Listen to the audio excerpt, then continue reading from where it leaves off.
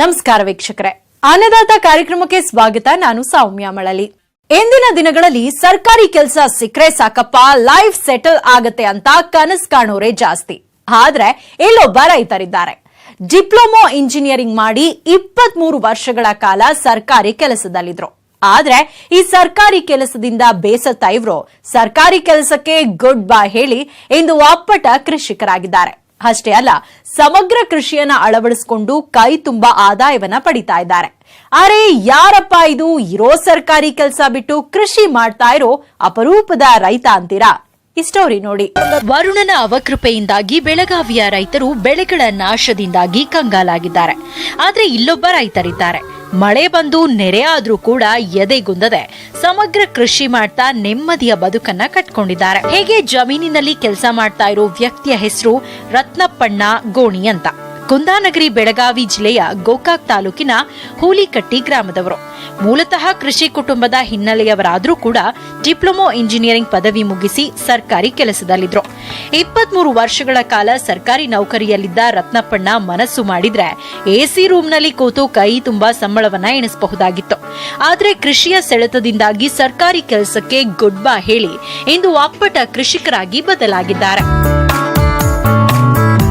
ರತ್ನಪ್ಪಣ್ಣ ಸರ್ಕಾರಿ ಕೆಲಸಕ್ಕೆ good bye ಹೇಳಿದ ನಂತರ ತಮ್ಮಲ್ಲಿರೋ 45 ಎಕರೆ ಜಮೀನಿನಲ್ಲಿ ಕಬ್ಬಿನ ಕೃಷಿ ಮಾಡಲು ಮುಂದಾಗ್ತಾರೆ. ಪ್ರಾರಂಭದಲ್ಲಿ ಉತ್ತಮ ಆದಾಯವನ್ನೇ ಪಡಿತಾ ಇದ್ರು. ಆದ್ರೆ ಬರ್ತಾ ಬೆಳೆದ ಕಬ್ಬಿಗೆ ಬೆಂಬಲ ಬೆಲೆ ಸಿಗದೆ, ಸಕಾಲಕ್ಕೆ ಕಬ್ಬು ಕಟಾವಾಗದೆ, ಹಣ ಸಂದಾಯವೂ ಆಗದೆ ಕಾರ್ಖಾನೆಗಳಿಂದ ತೊಂದರೆ ಅನುಭವಿಸಿದ್ರು. ಇದರಿಂದ ಬೇಸತ್ತ ಇವರು 22 ಎಕರೆಯಲ್ಲಿ ಸಿಪಿ 802 ಹೊಸ ತಳಿಯ ಗೋವಿನ ಜೋಳವನ್ನ ಇದೇ ಮೊದಲ ಬಾರಿಗೆ ಬೆಳೆದು ಯಶಸ್ವಿಯಾಗಿದ್ದಾರೆ. ಈಗ ಒಕ್ಕಲ್ತನ ಮಾಡೋದು ನಾನು ಭಾಳ ಆರಾಮದನು. ನಂತರ ನಾನು ಒಬ್ಬ ಹೈಯೆಸ್ಟ್ ಶುಗರ್ ಕೇನ್ ಸಪ್ಲೈಯರ್ ಕಬ್ಬು ಬೆಳಿತೀನಿ ಗೋಕಾಕ್ ತಾಲೂಕದಲ್ಲಿ. ಆರ ಫ್ಯಾಕ್ಟ್ರಿಯವರು ಸರಿಯಾಗಿ ಈ 12 ತಿಂಗಳು 14 ತಿಂಗಳ ಕಬ್ಬು ಒಯ್ಯೋದಿಲ್ಲ, ಮತ್ತು ತೂಕದಲ್ಲಿ ಮೋಸ ಮಾಡ್ತಾರೆ, ಸರಿಯಾಗಿ ಕಾಲಕ್ಕೆ ರೊಕ್ಕ ಕೊಡೋದಿಲ್ಲ. ಹೀಗಾಗಿ ನಾನು ಭಾಳ ಕಬ್ಬಿನಿಂದ ನನ್ನ ಕಬ್ಬು ಶಾರ್ಟ್ ಸರ್ಕ್ಯೂಟ್ ಆಗಿ ಸುಟ್ಟು ಹೋತು 12 ಎಕರೆ. ಅದರಿಂದ ನಾನು ಬ್ಯಾಸೊತ್ತ ನಾನು ಚಿಲ್ಲಿ ನಂತರ ಗೋವಿನ ಜೋಳ ಇಂಥ ಮಾಡಿದ್ನು. ಈ ಸದ್ಯ ನಾನು ಸೆಪ್ಟೆಂಬರ್ 22, 2019ರಲ್ಲಿ 22 ಎಕರೆ CP 802 ಗೋವಿನ ಜೋಳ ಬಿತ್ತನೆ ಮಾಡಿದನು. ಈಗ ಅದು ಉತ್ತಮ ಫಲ ಬಂದದ. ಸುಮಾರು ಒಂದು ತೆನಿ 700 ರಿಂದ 300 ಗ್ರಾಮ್ ಆಗ್ತದೆ, ಮತ್ತು ಕಣಿಕಿ 8 ರಿಂದ 9 ಫೂಟ್ ಬಂದದ. ಸುಮಾರು ಒಂದು ಎಕರೆಗೆ 40 ಕ್ವಿಂಟಲ್ ಬೆಳೆ ಬರುವ ಲೆಕ್ಕದಾಗೈತೆ ನಂದ. ಕಬ್ಬಿನ ಬೆಳೆಗೆ ಪರ್ಯಾಯವಾಗಿ ಜೋಳವನ್ನ ಬೆಳೆಯಲು ಮುಂದಾದ ಇವರಿಗೆ ಪ್ರಕೃತಿಯ ವಿಕೋಪ ಹಾಗೂ ಗೋವಿನ ಜೋಳದಲ್ಲಿ ಲದ್ದಿ ಹುಳುವಿನ ಬಾಧೆಯಿಂದಾಗಿ ಬೆಳೆ ನಾಶವಾಗುವ ಹಂತದಲ್ಲಿತ್ತು. ಇದರಿಂದ ಎದೆಗುಂದದ ರತ್ನಪ್ಪಣ್ಣ ಕೃಷಿ ಇಲಾಖೆಯ ಮಾರ್ಗದರ್ಶನದಂತೆ ಔಷಧಿಯನ್ನ ಸಿಂಪಡಣೆ ಮಾಡಿರೋದ್ರಿಂದ ಇಂದು ಎಲ್ಲರೂ ಹುಬ್ಬೇರುವಂತಹ ಬಂಪರ್ ಫಸಲು ಬಂದಿದೆ. ನಾನು ಲದ್ದಿ ಹುಳ ಭಾಳ ಕಾಡ್ಸಾಕತ್ತಿತ್ತು. ನಾವು ಸಮೀಪದ ನಮ್ಮ ಗೋಕಾಕ ಮತ್ತು ಅರಬಾವಿ ರೈತ ಸೇವಾ ಕೇಂದ್ರಕ್ಕೆ ಹೋಗಿ ಆ ಬೆಂಜಾಟ್ ಅನ್ನೋದು ತೊಗೊಂಡ್ಬಂದು ಅದು ನಮ್ಮ ಹೊರಗಡೆ ಮಾರ್ಕೆಟ್ದಾಗ ಮಾರ್ತಾರೆ, ಅವ್ರಿಗೇನು 50% ಸಬ್ಸಿಡಿ ಕಡಿಮೆ ರೇಟ್ದಾಗ ಸಿಗ್ತೈತಿ. ನಾನು ರೈತ ಸೇವಾ ಕೇಂದ್ರಕ್ಕೆ ಹೋಗಿ ತಂದು ಬಡ್ದನು. ನಂತರ ಎಲ್ಲ ಹುಳ ಕಂಟ್ರೋಲ್ ಆಗಿದ್ದಾವೆ. ಬೆಂಜಾಟ್ ಅನ್ನೋದು ಅಗ್ರಿ ಈ ಲದ್ದಿ ಹುಳಕ್ಕೆ ಅಗ್ರಿ ಬೆಸ್ಟ್ ಔಷಧ ಎನ್ನಕ್ಕೆ ಅಡ್ಡಿಲ್ಲ. ಮತ್ತು ನಮ್ಗೆ ಈ 2-3 ಸಲ ಸ್ಪ್ರೇ ಮಾಡಿದ್ದೀನಿ. ಈಗ ಸ್ಪ್ರೇ ಮಾಡೋಣ ಕಂಟ್ರೋಲ್ಗೆ ಬಂದೈತಿ. ಕಂಟ್ರೋಲ್ ಬಂದ ನನಗೆ ಸುಮಾರು 90 ರಿಂದ 90 ಡೇಸ್ಗೆ ಕಟ್ಟಿಂಗ್ ಬಂದೈತಿ. ಈ ರೈತರ ಗೋವಿನ ಜೋಳ ಹಾಕಿರ ಭೂಮಿ ಬಡವಾಕೈತೆ ಅಂದರು. ಅದಕ್ಕೇನಿಲ್ಲ, ನಾವು ಯಾವುದೇ ಒಂದೊಂದು ಬೆಳೆ ಒಂದೊಂದು ಸಲ ಚೇಂಜ್ ಮಾಡ್ಕೋ. ಇವತ್ತು ಗೋವಿನ ಜೋಳ ಬೆಳೆದ್ರೆ ನಾವು ನಾಳೆ ಕಬ್ಬು ಹಾಕೋದು, ಮತ್ತೆ ತೆಗೆದು ನಾವು ಬಾಳೆಗಿಡ ಹಚ್ತು ಹೂ ಹಚ್ತು. ಒಟ್ಟು ನಾವು ಕ್ರಾಪ್ ರೊಟೇಷನ್ ಮಾಡೋದ್ರಿಂದ ಭೂಮಿಗೇನು ಬಡವಾಗಲ್ಲ ಅಂತ ನನ್ನ ಒಂದು. ಈ 22 ಎಕರೆಯಲ್ಲಿ ಗೋವಿನ ಜೋಳವನ್ನ ಬಿತ್ತನೆ ಮಾಡೋದಕ್ಕೂ ಮುಂಚೆ ಮೆಣಸಿನಕಾಯಿಯ ಕೃಷಿಯನ್ನ ಮಾಡ್ತಾ ಇದ್ರು. ಮೆಣಸಿನಕಾಯಿ ಬೆಳೆಯಲು ಉತ್ತಮ ಆದಾಯವನ್ನ ಗಳಿಸಿದ್ರು. ಬೆಳೆಯನ್ನ ಕಟಾವು ಮಾಡಿ ನಂತರ ಚೆನ್ನಾಗಿ ಭೂಮಿಯನ್ನ ಉಳುಮೆ ಮಾಡಿದ ನಂತರ ಎಕರೆಗೆ 2 ಚೀಲದಂತೆ ಡಿಎಪಿ ರಾಸಾಯನಿಕ ಗೊಬ್ಬರವನ್ನ ಹಾಕಿದ್ರು. ನಂತರ ಸಾಲಿನಿಂದ ಸಾಲಿಗೆ 2 ಅಡಿ, ಗಿಡದಿಂದ ಗಿಡಕ್ಕೆ 1 ಅಡಿ ಅಂತರವಿರುವಂತೆ ಬಿತ್ತನೆ ಬೀಜವನ್ನ ನಾಟಿ ಮಾಡಿರೋದ್ರಿಂದ ಉತ್ತಮ ಫಸಲು ಬಂದಿದೆ. ಎಕರೆಗೆ 8 ಕೆಜಿಯಂತೆ ಬೀಜವನ್ನ ನಾಟಿ ಮಾಡಿರುವ ರತ್ನಪ್ಪಣ್ಣ ಜೋಳದ ಬೀಜವನ್ನ ಬಿತ್ತಿದ್ದ 20ನೇ ದಿನಕ್ಕೆ ಎಕರೆಗೆ 2 ಚೀಲದಂತೆ ಯೂರಿಯಾವನ್ನ ನೀಡಿದ್ದಾರೆ. ಅಲ್ಲದೆ ಕಾಲಕಾಲಕ್ಕೆ ಗೊಬ್ಬರ ಹಾಗೂ ಔಷಧಿಯನ್ನ ಸಿಂಪಡಣೆ ಮಾಡಿ ಬೆಳೆಯನ್ನ ಸಂರಕ್ಷಣೆ ಮಾಡುತ್ತಿದ್ದಾರೆ. ಅಲ್ಲದೆ ಹನಿ ನೀರಾವರಿ ಪದ್ಧತಿಯನ್ನ ಅಳವಡಿಸಿಕೊಂಡಿರೋ ಇವರು ಡ್ರಿಪ್ ಮೂಲಕವೇ ಬೆಳೆಗೆ ಗೊಬ್ಬರವನ್ನ ನೀಡ್ತಾ ಇದ್ದಾರೆ.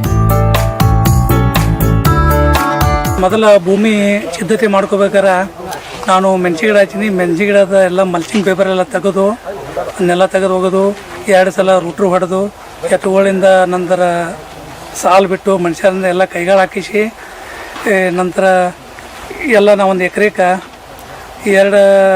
8 kg ಬಿತ್ತನೆ ಬೀಜ ಉಪಯೋಗ ಮಾಡಿದೆನು. ನಂತರ ಎಕರೆಗೆ 2 ಚೀಲ DAP. ನಂತರ ನಾನು ಮೊದಲು ಆಯ್ಕೆ ಮಾಡ್ಬೇಕಾದ್ರೆ ಯಾವ ತಳಿ ಆಯ್ಕೆ ಮಾಡೋದು, ಇಳುವರಿ ನಮ್ಮ ಏರಿಯಾಕ್ಕೆ ಯಾವ್ದು, ಮಳೆಗಾಲ ಹೆಚ್ಚಾರ ಯಾವ ಮತ್ತು ಈ ಲದ್ದಿ ಹುಳ ಕಾಟ ಇದು ನೋಡ್ಕೊಂಡು ನಾನು ಒಂದು ಉತ್ತಮ ತಳಿ ಆಯ್ಕೆ ಮಾಡ್ಕೊಂಡು ಇದು ಮಾಡಿ ನಂತರ ನಾನು ಎಲ್ಲ ಎತ್ತುಗಳೇ ನಂತರ ಮನುಷ್ಯರಲ್ಲೇ ಬಿತ್ತಿಸಿ ಕೈಗಳು ಹಾಕಿಸಿ ನಾನೆಲ್ಲ ಡ್ರಿಪ್ ಅಳವಡಿಸಿದ್ದೀನಿ. ಎಲ್ಲ ಹೊಲಕ್ಕೆ ಡ್ರಿಪ್ ಅಳವಡಿಸಿ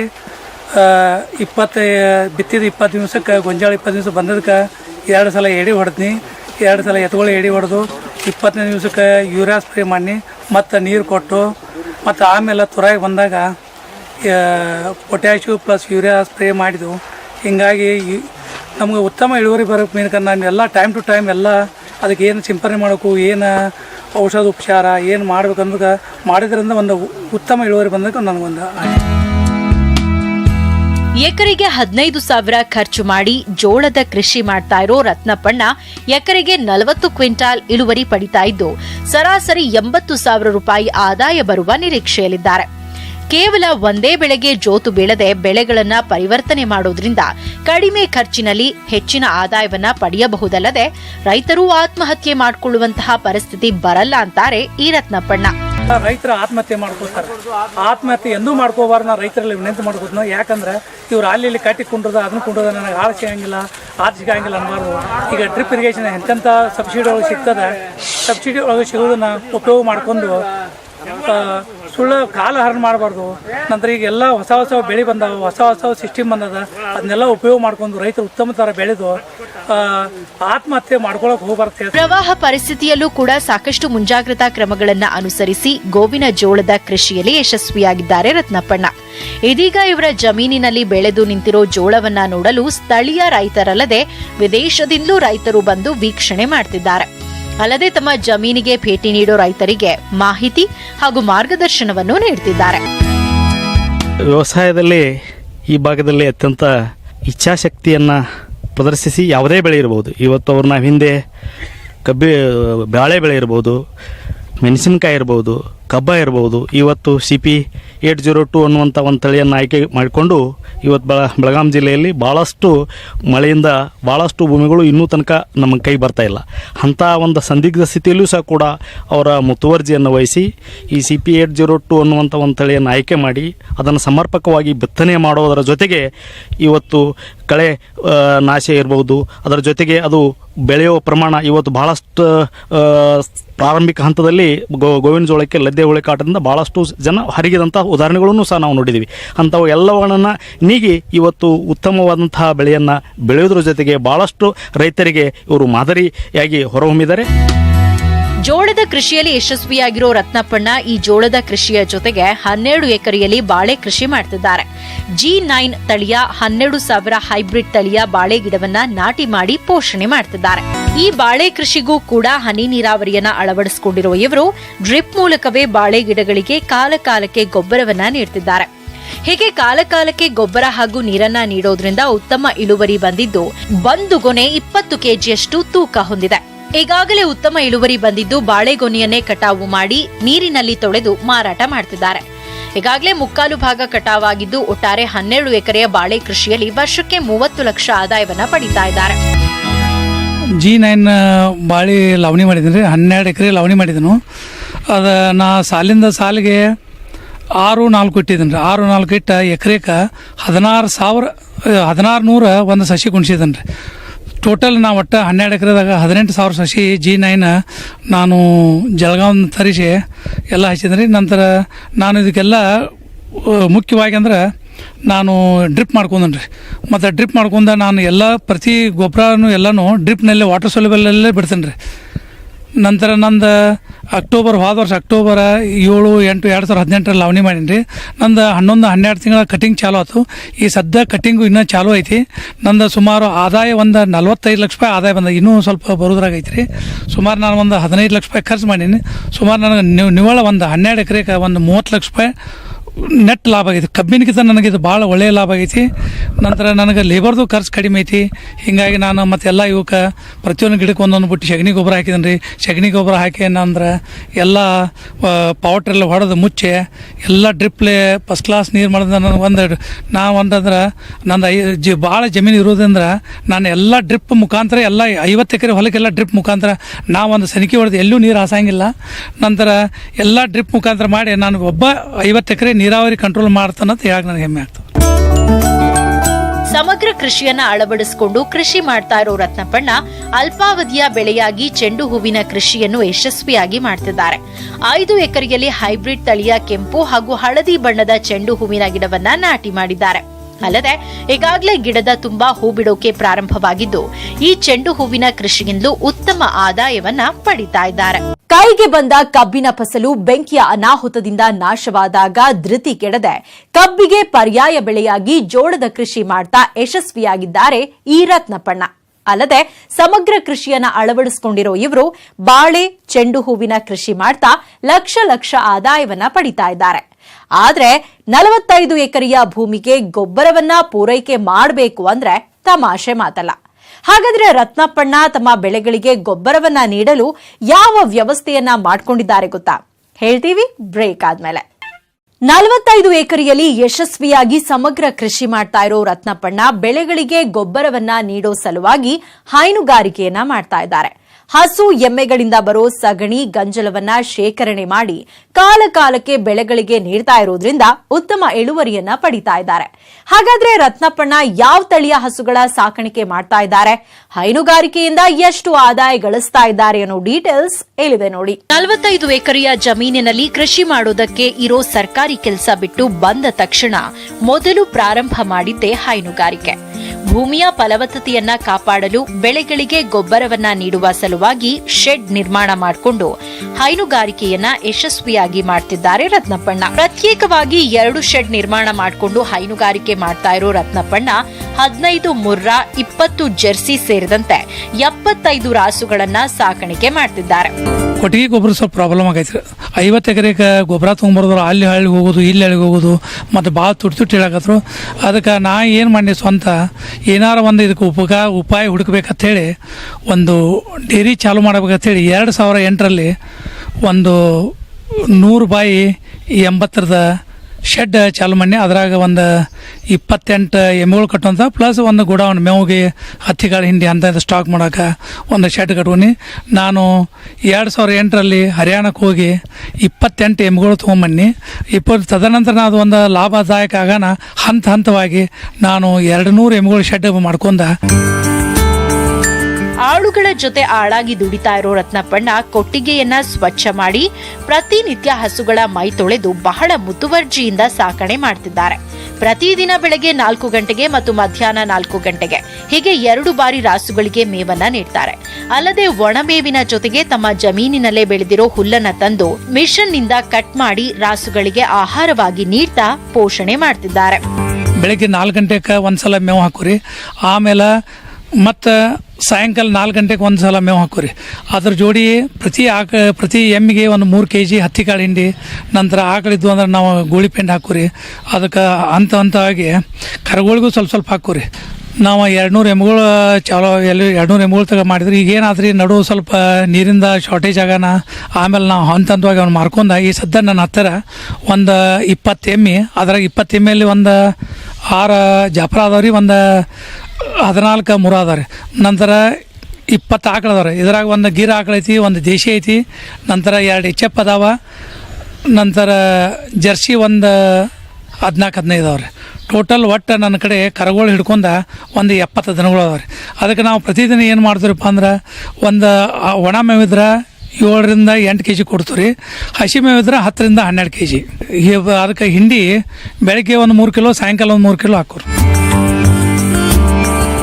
ರಾಸುಗಳಿಗೆ ಯಾವುದೇ ರೋಗ ಬಾರದಂತೆ ಮುತುವರ್ಜಿ ವಹಿಸ್ತಾ ಇರೋ ಮುತ್ತಣ್ಣ ಯಾವುದೇ ಆಧುನಿಕ ಪದ್ಧತಿಯನ್ನ ಅಳವಡಿಸಿಕೊಳ್ಳದೆ ನೈಸರ್ಗಿಕ ಪದ್ಧತಿಯಲ್ಲಿ ಹೈನುಗಾರಿಕೆ ಮಾಡ್ತಿದ್ದಾರೆ. ಹಸಿ ಮೇವಿನ ಜೊತೆಗೆ ಒಣಮೇವನ್ನು ಕೂಡ ನೀಡ್ತಾ ಇರೋದ್ರಿಂದ ಹಸುಗಳಲ್ಲಿ ಹಾಲಿನ ಪ್ರಮಾಣ ಹೆಚ್ಚಾಗಿದ್ದು ಪ್ರತಿನಿತ್ಯ 200 ಲೀಟರ್ ಹಾಲಿನ ಉತ್ಪಾದನೆ ಆಗ್ತಾ ಇದ್ದು ವರ್ಷಕ್ಕೆ 10 ಲಕ್ಷ ಆದಾಯವನ್ನ ಪಡೆದಿದ್ದಾರೆ. ನಾವು ಪ್ರತಿದಿನ ನೋಡ್ರಿ 2 ಟೈಮ್ ಹಾಲು ಕರಿತೀವಿ. ನಾವು ಎಲ್ಲ ಮ್ಯಾನ್ಯುವಲ್ ಏನು ಮಾಡ್ತೀವಿ, ಯಾವ ಮಷಿನ್ ಇಲ್ಲ. ಆಕಳ ಹಾಲು ಕೈಲಿ ಕರಿತೀವಿ ಮತ್ತು ಎಮ್ಮೆ ಹಾಲು ಕರಿತೀವಿ.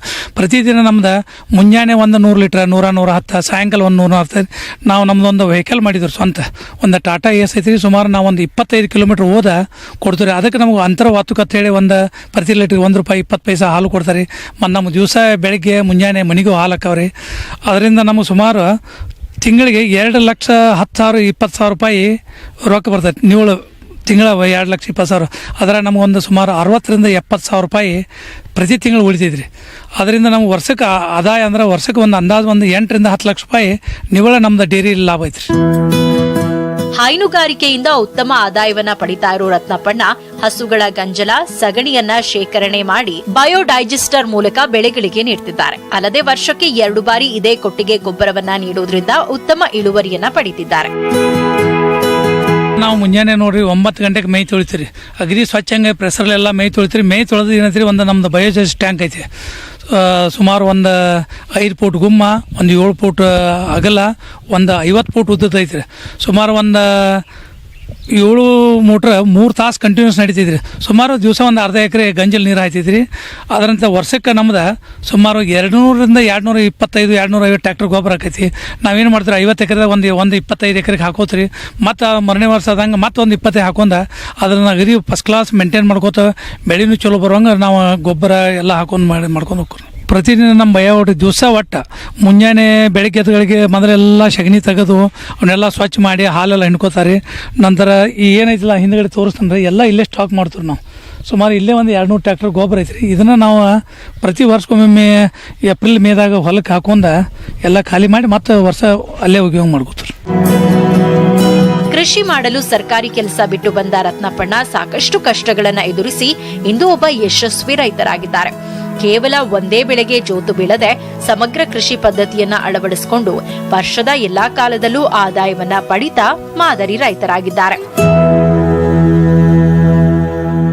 ಬೆಳಗಾವಿಯಲ್ಲಿ ಪ್ರವಾಹ ಬಂದು ಸಾಕಷ್ಟು ರೈತರು ನಷ್ಟ ಅನುಭವಿಸಿದ್ರೆ ರತ್ನಪ್ಪಣ್ಣ ಮಾತ್ರ ಸಮಗ್ರ ಕೃಷಿಯನ್ನ ಅಳವಡಿಸಿಕೊಂಡು ಪ್ರವಾಹದ ಪರಿಸ್ಥಿತಿಯಲ್ಲೂ ಎದೆಗುಂದದೆ ಗೋವಿನ ಜೋಳದ ಬೆಳೆಯನ್ನ ರಕ್ಷಣೆ ಮಾಡಿಕೊಂಡು ಇಂದು ಬಂಪರ್ ಇಳುವರಿಯನ್ನ ಪಡೆದಿದ್ದಾರೆ. ಅಷ್ಟೇ ಅಲ್ಲ, 45 ಎಕರೆಯ ಕೃಷಿ ಭೂಮಿಗೆ ಸತ್ವಯುತ ಗೊಬ್ಬರವನ್ನ ನೀಡೋ ಸಲುವಾಗಿ ಹೈನುಗಾರಿಕೆಯನ್ನ ಆರಂಭಿಸಿದ ಇವರು ಆದಾಯದ ಜೊತೆಗೆ ತಮ್ಮ ಇಡೀ ಜಮೀನಿಗೆ ಕೊಟ್ಟಿಗೆ ಗೊಬ್ಬರವನ್ನ ಬಳಕೆ ಮಾಡ್ತಾ ಉತ್ತಮ ಇಳುವರಿಯನ್ನ ಪಡಿತಾ ಇದ್ದಾರೆ. ಅಷ್ಟೇ ಅಲ್ಲ, 45 ಎಕರೆಯಲ್ಲಿ ಸಮಗ್ರ ಕೃಷಿ ಮಾಡ್ತಾ ಇರೋ ಇವರು ವರ್ಷಕ್ಕೆ 1 ಕೋಟಿಗೂ ಅಧಿಕ ಆದಾಯವನ್ನ ಪಡೀತಾ ಬೆಳಗಾವಿಯ ಹೆಮ್ಮೆಯ ರೈತರಾಗಿದ್ದಾರೆ ಅಂತ ಹೇಳ್ತಾ ಇವತ್ತಿನ ಅನ್ನದಾತ ಕಾರ್ಯಕ್ರಮವನ್ನ ಇಲ್ಲಿಗೆ ಮುಗಿಸ್ತಾ ಇದ್ದೇವೆ. ನಾಳಿನ ಅನ್ನದಾತ ಕಾರ್ಯಕ್ರಮದಲ್ಲಿ ಮತ್ತೊಬ್ಬ ಪ್ರಗತಿಪರ ರೈತನೊಂದಿಗೆ ಭೇಟಿಯಾಗ್ತೀನಿ. ಅಲ್ಲಿವರೆಗೂ ನೋಡ್ತಾರಿ ನ್ಯೂಸ್ 18 ಕನ್ನಡ. ಜಾಲ ನಮ್ಮದು, ಬಲ ನಿಮ್ಮದು.